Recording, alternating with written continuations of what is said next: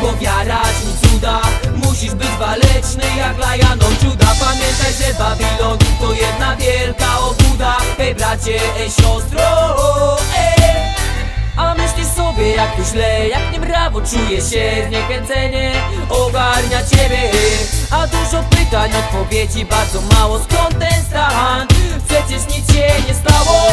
Patrzysz do tyłu i nie widzisz nic niestety. Patrzysz do przodu i lecą ci łzy. A pomyśl, bardzo wielu ludzi by chciało być na drodze do szczęścia. W tym miejscu co ty, ja mówię dosyć, dosyć. Dosyć narzekania, dosyć, dosyć nad sobą się użalania. Życie po to jest, żeby je przeżyć. Trzeba komuś zaufać, w coś wreszcie uwierzyć. Każdego ranka podróż zaczyna się od nowa.